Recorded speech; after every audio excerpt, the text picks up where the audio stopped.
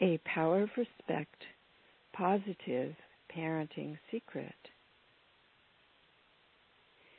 Before we go any further, I want to share some of the dominant positive results in kids that I have witnessed due to the power of respect. I'm not saying they are perfect or that kids demonstrate these qualities 100% of the time. However, kids raised with respect are kids to be proud of. They are considerate. They are competent. They know what is good for them and avoid what is not. They know their strengths and weaknesses and how to make the best of them all. They know how to get what they need, but not at the expense of others. They are clear, unafraid to be honest. They feel good about themselves. They are glad to be alive. They are strong, healthy, wholesome. They have strong, positive beliefs in their self-worth. They make wise decisions, cooperate, evaluate their needs and satisfy them, but not at the expense of others. They actively respect the needs of others, but not at the expense of themselves. Wouldn't you like your kids and grandkids to be living examples of these qualities and abilities? Imagine your home with no conflicts. Problems have vanished. Everyone is getting along, helping each other. This doesn't mean there are no differences in opinions, values, beliefs, interests, needs. But you now have the means to find harmonious solutions, and each of you know this. Believe in it, practice it, and reap the benefits. Here is an example of how to help this happen. I've been reading your column, and I like a lot of what you have to say. Most of the time, I think I'm a respectful parent, but not always. Sometimes I really don't feel like being respectful. What can I do then? When you are feeling frustrated, frightened, tired, hungry, it is more difficult to treat others with respect. If you don't want to do or say things that you might regret later, have several plans of action to prevent this. For example,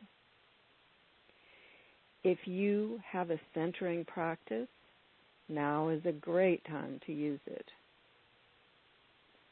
Have a private place to go and be until you feel you can be respectful to those around you.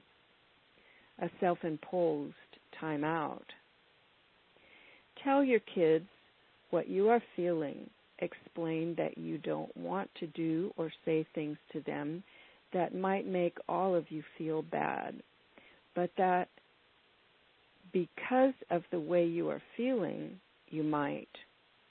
Ask them to keep away from you until you tell them that you are okay again.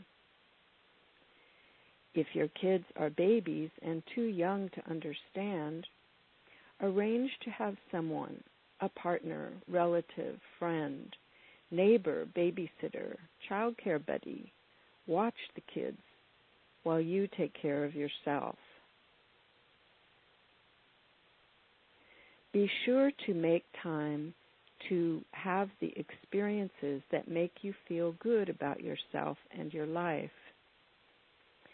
If your kids are old enough, discuss this situation with them sometime when you are not in the middle of it.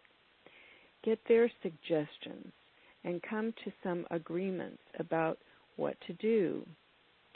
Maybe they could give you a massage, fix dinner, play the piano, or go visit friends. Sometimes your kids are also feeling frustrated, disappointed, frightened, tired or hungry at the same time you are. This certainly adds to the difficulty of keeping a relationship respectful. If this happens regularly or frequently, it can make a great difference in your lives if you can make and take the time to plan for these circumstances.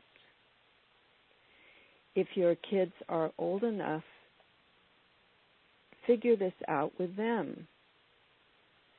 After you have tried out the agreed upon plan of action, check in with each other to make sure it's working well and keeps working well for everyone.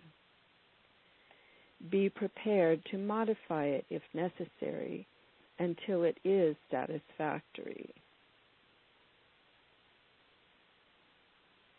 When your children are very young, please arrange to have someone who can help you and or them during these times.